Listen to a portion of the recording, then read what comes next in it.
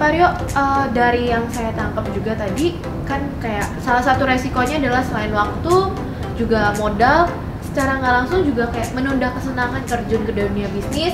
Langsung ketemunya bukan peluang, artinya bukan langsung ketemu yang happy tapi ketemunya langsung resikonya dulu nih. Ada nggak sih sisi-sisi yang bikin Pak Rio mundur atau kayak ngerasa ngedown? Untuk Pak Rio, apa kembali aja ya untuk kerja? Jadi menunda kesenangan itu sebenarnya banyak orang yang bilang menunda kesenangan. Kalau menurut saya lebih baik kita bukannya menunda kesenangan, tapi kita lebih menata kesenangannya. Jadi kalau menunda itu seolah-olah kita jadi hidup nggak boleh bersenang-senang sama sekali. Ngapain kalau hidup nggak boleh senang-senang? Ya, kalau saya lebih suka ketika saya joy, is fun, sesuatu yang menyenangkan buat saya lakukan, berbahagia, gembira, ceria, asik gitu. Why not gitu. Jadi hidup kita lebih asik. Ketika hidup kita lebih asik, kita jadi punya makna dalam hidup. Karena life is not just about purpose. Bukan cuma sekedar tujuan, but must also have meaning. Kita perlu juga punya makna-makna di dalam setiap perjalanan hidup kita. Kalau kita bilang, tunda kesenangan lu, nanti baru bahagia. Itu pepatah lama yang dari dulu memang sering banget ngomongin. Banyak banget kenalan saya, mereka yang nunda kesenangannya sampai mereka udah jadi kaya raya pun mereka nggak bersenang-senang. Jadi punya banyak banget nih aset gitu segala macam. Mereka hidupnya ya tiap hari cuma masuk ke toko gitu, pulang pergi kayak masuk di penjara cubicle gitu ya di tokonya dia gitu. Nah, sebenarnya boleh nggak sih buat have fun? Boleh-boleh aja, cuman dikontrol. Balik lagi, semua yang berlebihan itu tidak baik. Tapi kalau kita nggak lakukan juga, ngapain kita hidup kalau kita juga nggak ada senang-senangnya? Jadi bersenang-senang boleh nggak? Boleh. Boleh nggak beli barang-barang yang bagus yang saya suka? Boleh. Tapi gimana? Nonton di video yang kemarin, ingat udah ada persentasenya. Ya, jadi kalau kita udah persenin, kita tahu uang kita yang akan dipakai, kelolanya seperti apa, digunakannya yang mana. Manfaatkan. Jadi kesenangan kita boleh juga, Cia. Kita boleh buat bersenang-senang juga dalam kehidupan. Jangan sampai nggak pernah karaoke, stres, loncat dari gedung misalnya, ya kan? Banyak kan yang sekarang kayak begitu. Ya, jadi di luar sana sih, saya yakin penonton dari Millionaire Mindset semuanya pikirannya jernih, sehat, happy gitu ya. So, kesenangan nggak perlu sampai ditunda. Jadi kalau menurut saya, tapi perlu diatur. Ya, jadi boleh nggak pakai? Boleh aja gitu. Nah, cuman balik lagi yang bijaksana. Ya, jangan sampai berlebihan. Ketika Pak Rio langsung menemukan ada hal-hal yang jadi resiko-resiko. Yes, challenge ya. Challenge-nya Pak Rio terus mundur mau balik lagi ke kantor. Iya, ada nggak kepikiran seperti itu atau gimana? Yes. Saya kan balik lagi. Waktu ketika saya transisi, saya nggak langsung sepenuhnya berhenti dari kantor.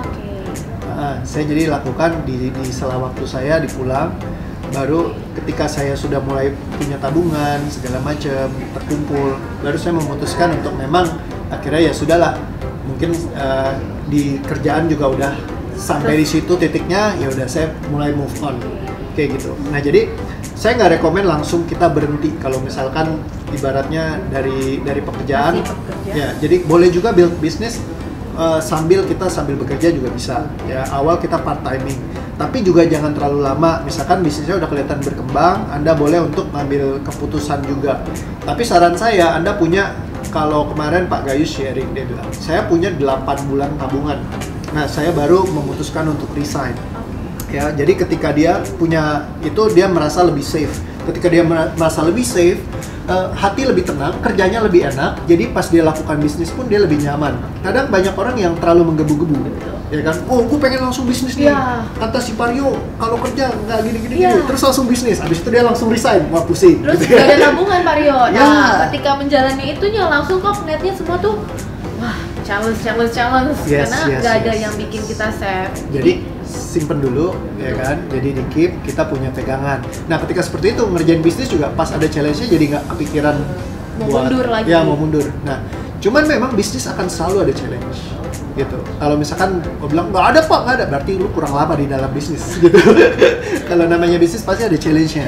Ya, ada kadang-kadang ups and downs yang kita perlu untuk bisa coping dengan itu gitu. Nah, jadi memang perlu untuk bisa punya resilience ya, kemampuan untuk kita bisa bertahan ataupun tetap setia dalam melakukan apa yang kita kerjakan, walaupun istilahnya lagi ada challenge-nya atau apa segala macam, susah senang dijalani.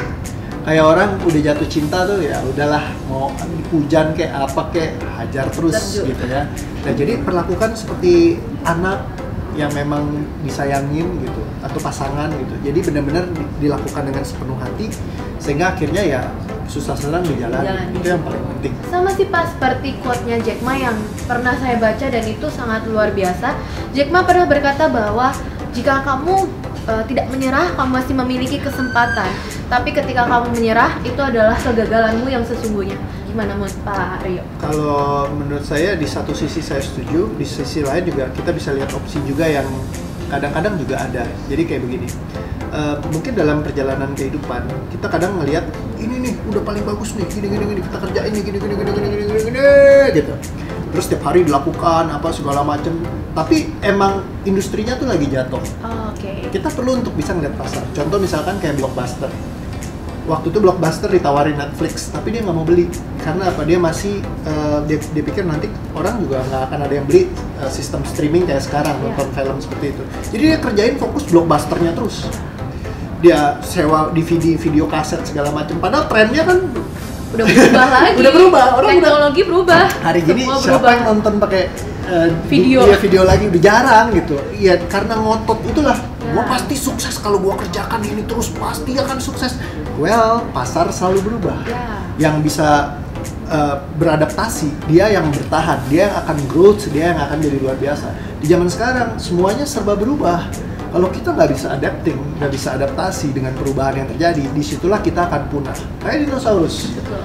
Kena bom, jeder, bukan bom. Meteor, Pak. Meteor.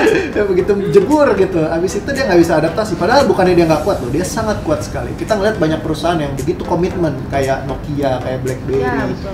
kayak ya banyak perusahaan-perusahaan yang zaman dulu. Dan mereka mulai sekarang udah Tinggal. ya tertinggal gitu ya. Tapi buat mereka yang cepat beradaptasi, mereka makin kaya lah ya, lipat-lipat kali gitu kan.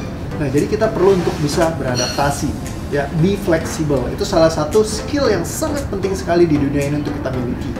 Jadi buat starting bisnis, karena pebisnis kita butuh. Salah satunya adalah flexibility skill. Untuk kita bisa mengikuti keinginan pasar gitu. Pasar selalu berubah gitu. Yang nggak berubah adalah perubahan itu sendiri. Ya, jadi seperti itu.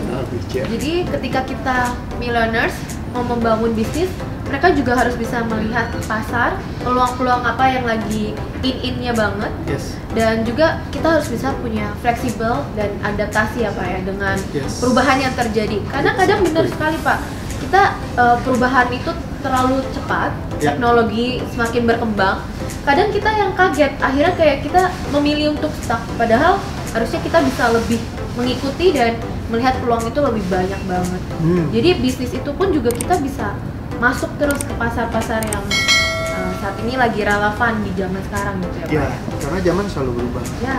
Perusahaan di tempat Anda bekerja itu penting sekali. Handphone diserahin, laptop diserahin, semua data-data perusahaan dia di wipe semua yang kaitannya dengan perusahaan, dan banyak sekali perusahaan yang sekarang dipensiunkan justru sama masyarakat.